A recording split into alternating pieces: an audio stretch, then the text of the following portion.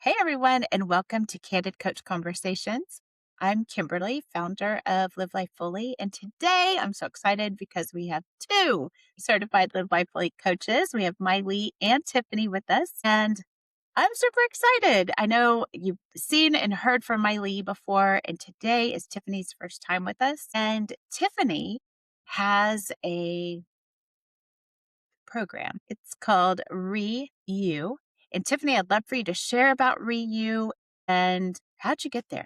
How did you get to develop Re-You and what do you want us to know? Thank you for asking. So, actually, I'm a psychotherapist as well. And in psychotherapy, we learn a lot about mental health. And one of the things that I was really attracted to is what happens after someone has done the healing work, right? What is the journey after the fact? And that's when I kind of started hearing you, Kimberly, and what coaching was, right? And I needed to believe that I belonged there. And in that space, through the training and through the conversations, I wanted to apply this a little bit to what I already knew about humankind and how we think and what we do, right? How do we become the best version of ourselves? How do we live life fully? And I thought, I am going to write a system because naturally, and I came up with Ryu because it was about reclaiming and rebuilding and reestablishing this version of us that maybe we already were, but we've lost it along the way. And I think a lot of people can attest to, I don't feel quite the same as I used to. And I have these thoughts and ideas. I don't know how to get there anymore. I'm not that same person. So I created this Ryu methodology, and it's a 6-step program that starts with awareness. It goes into adaptation, which is how did we become the person we needed to become, identity, which is how we define what our roles are and what this looks like for each of us, intuition, which is about trusting our gut again, right? Come back to believing that we have the right answers already built into us. Intention is about what are we going to do about it, right? What does it look like for us to make different decisions? And then integration is about, now I'm going to put this into practice. And what was important to me was the awareness aspect, which is the very first step. And awareness applies to all aspects to life, because without awareness, we don't know that we need to make that change, right?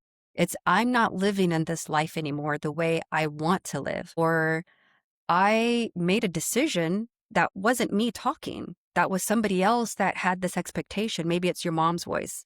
Maybe it's your kid's voice. Oh, my kids need this thing. And so I have to be this, right? And so I stopped trusting myself. But it's that questioning, just simply questioning something doesn't feel quite right. And so the awareness aspect is just the part of reflecting on what I'm doing, period. That's it. Just reflecting.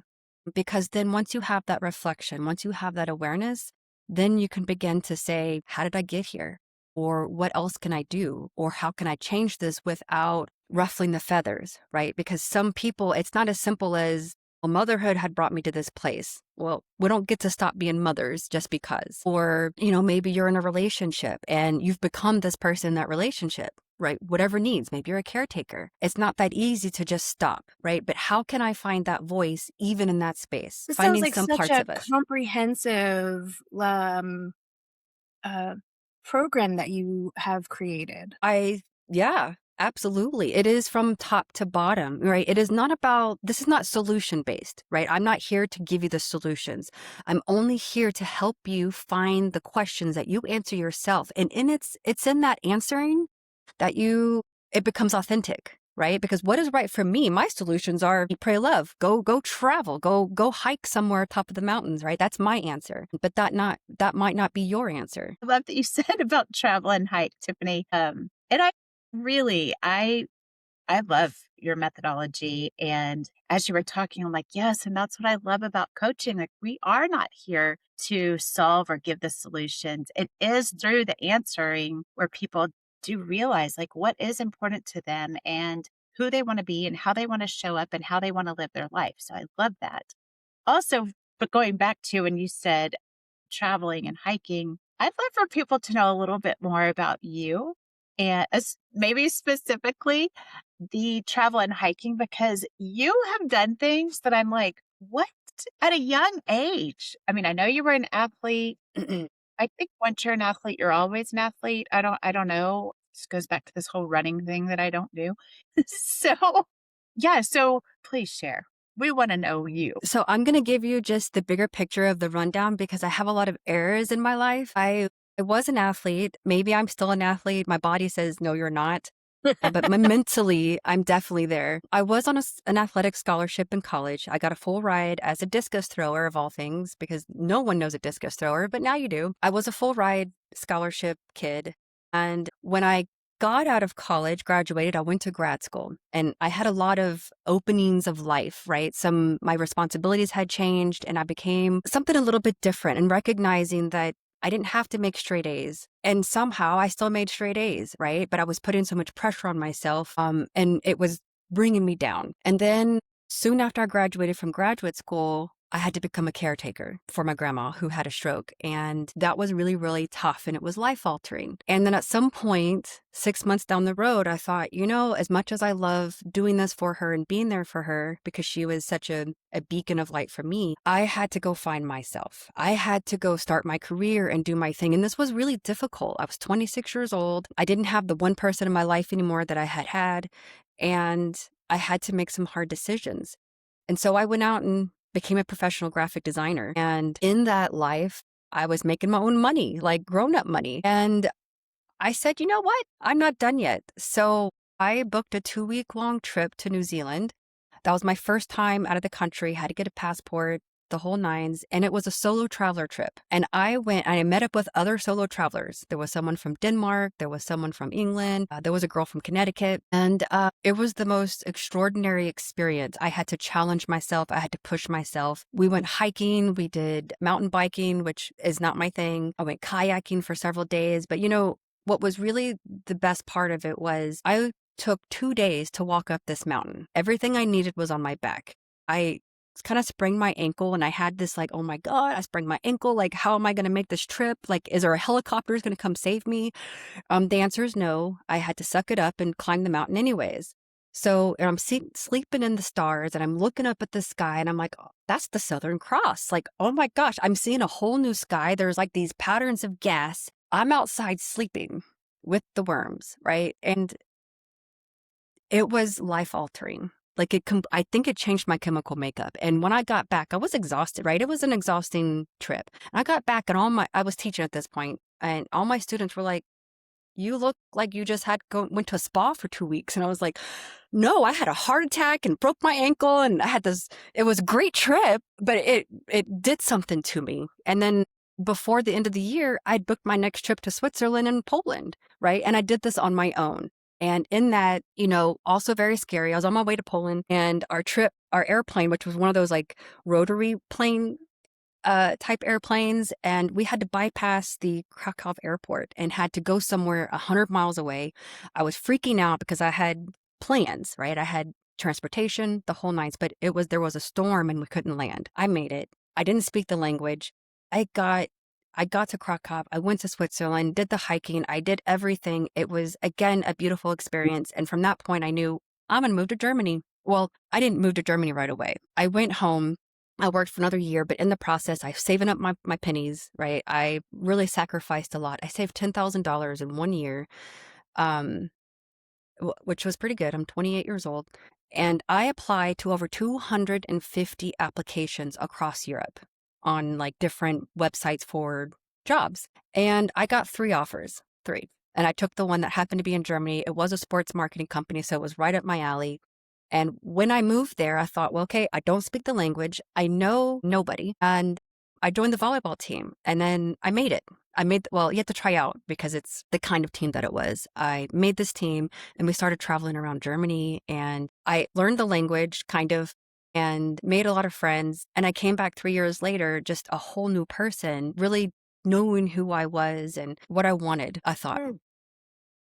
And until one day I became a mother, and then that completely set me off course to become something different. And in that, I found a new identity and became a therapist and then became a coach, right? All the things. Eat, pray, love. I'm like, she's legit eat, pray, love. And I love that your first solo trip, New Zealand. Right. Opposite end of the world, completely. What? It's pretty funny. So, yeah. They spoke English, or that was a caveat for me. They spoke English. So, and they don't have things that crawl that kill me. So that was another thing. I knew I wanted to go on a hiking trip, but that was why I didn't pick Australia or Asia. And Because of crawling things that could kill you. yes, Okay. spiders and snakes and wombats. No, it's like super legitimate and like Kimberly's face. I'm like, Yeah. Yeah. So I think about all that travel and you figuring out who you are and who you were all along the way, like learning new things about yourself, learning what was possible for you.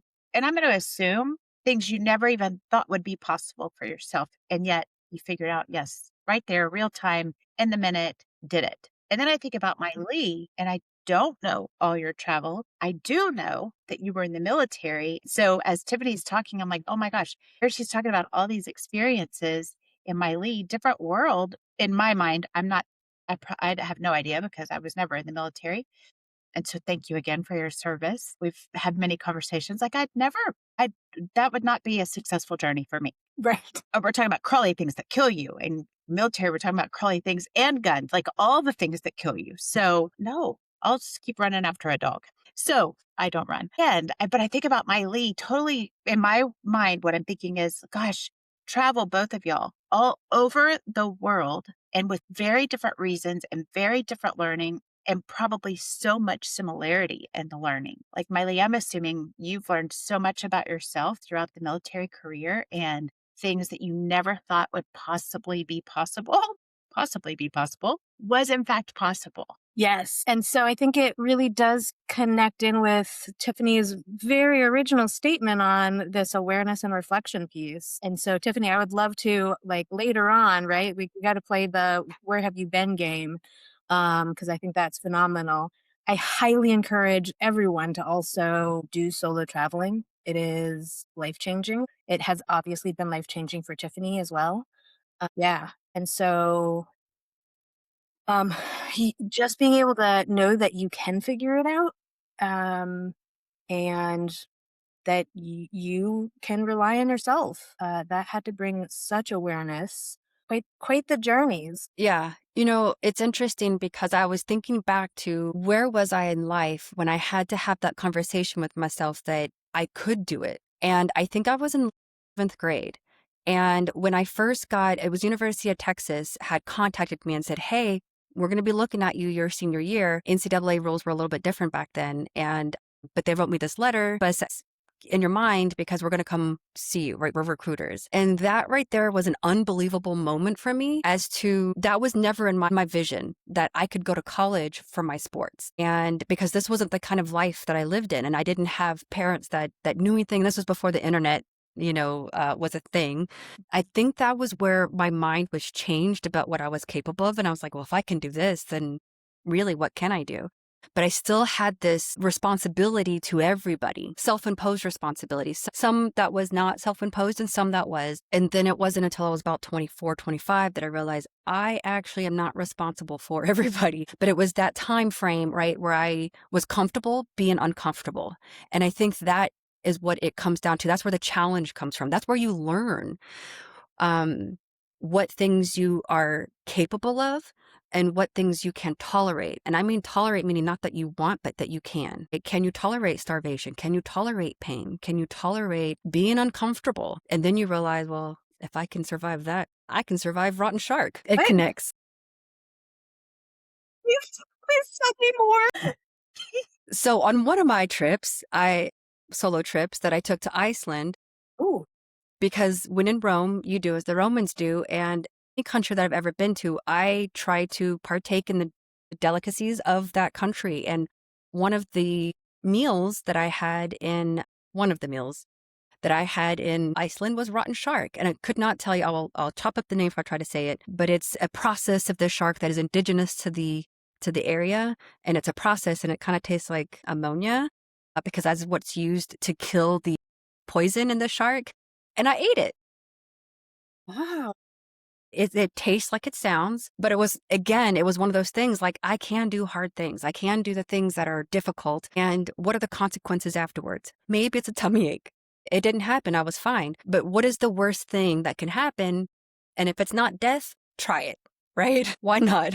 Sure know that I can do hard things. And I have survived really hard things and I've overcome hard things. And I assure you, I did not get that evidence from rotten shark. Oh my gosh, Tiffany. I didn't even know that part. Well, now you do. And I'm gonna take your word for it. I'm not gonna try it that. Mai Lee, are you I gonna eat? wouldn't push it on you. If I was there, I probably would have tried it. Goodness, y'all. Okay. I went to I love that. Japan, similar thing. I tried some interesting things in Japan that were local to Japan. I do want to go to It does Japan. something to you though, doesn't it? It's all Rotten these little shark? bit yeah, all these little things that That is true. experiences, right? I can be scared and do it anyways. Yeah. Which I Yes. think links into such the idea of it's figure outable, which we've all talked about in greater detail, right? And having the knowledge, the self understanding. I recently heard something that says the opposite of uncertainty isn't certainty. The opposite of uncertainty is self trust. Yeah. I like that. I don't trust the word certain, so I get that. I Right. like that. Right. Yeah. Nothing is certain in life, right? Nothing is Yes. certain, but self-trust is definitely up there. Wow. Very cool. Is. I'd love to talk more about that. So, Tiffany, I'd love to have you back on another day to talk about this whole nothing is certain. As you're talking, I'm like, true. And I wonder if there's an and more to it. Because there's things that I know for certain for myself. I think. Now I'm like, do I? But no, I do. There's things I know for certain for myself. And I guess that does go back into the self trust piece. That's right. Yeah. So I can't be certain about all the stuff out there, but I can be certain things with myself. Yes. Right. I could say, I'm going to go home today at 4 o'clock and do laundry. Right. I feel certain. Is it a fact that that's going to happen? That is not a fact, right? Because I don't know what's going to happen between this moment and 4 o'clock today. Sure. That could change, right? But I can be certain, or I could have self trust that I'm going to try. Cool. Tiffany, it does also sound like all your life experiences have brought you to this point where you're able to capture them in this understanding of awareness, self reflection, your creation of you, and and and as you continue to move that forward, like I would be fascinated to hear more about that as you progress in that. Yeah, I would love to talk about it. I feel very passionate, specifically about the methodology, because each step has a purpose, right? And you don't want to just bypass. When I work with clients, either as a psychotherapist or a coach, I give them permission to just think about it, right? We don't have to have the answers. And just because you grow awareness, you may not have awareness about everything, right? Have awareness about something. And we may spend months on just gaining awareness, right? No change may happen right away. It just depends on how hard having that awareness becomes to you because it is uncomfortable. It is uncomfortable. And then you have to learn that you adapted to something that became your that identity. And so adaptation is the next step. So good. Your workbook is for sale and it is on the Live Life Fully website in the store. If somebody wanted to go in and purchase it, it's there ready to be purchased. So that's pretty exciting. You can go to llfully.com and get her workbook today. Yeah. Yeah, And you can follow me on TikTok as well. dude, that's It's RE:YOU, Ryu. And I talk about the 6 steps of methodology as well in tangent that I'm talking about identity after trauma. So because both these things matter, it kind of depends on where you're sitting in life. Amazing. I'm gonna check that out. yes. So Please Yeah. good. do. I really appreciate you being here today, both of you being here today and sharing with us. I'm going to think some more about rotten shark. Maybe if it didn't have the word rotten, because I'm like, try it if ever. And maybe the word rotten is throwing me off, though. I have to be honest. Um, Well, if you think about it, what is wine? What is kombucha, right? What is kimchi? yeah, it doesn't have the word rotten. You're exactly correct on that. Okay, so we'll call it fermented shark. Fermented shark. Let's do that. Does that help? Yes, that shifts in my brain. It's like, there's an unlock. Fermented sounds much better than rotten. Oh my gosh. Yes. Okay. I'm super glad you came. Thank you very much. I look forward to talking with you again soon. Mai Lee, I look forward to talking to you again soon. Everybody out there, we're wishing y'all a wonderful day. And remember to live life fully and enjoy the life you have. We'll see y'all soon. Bye.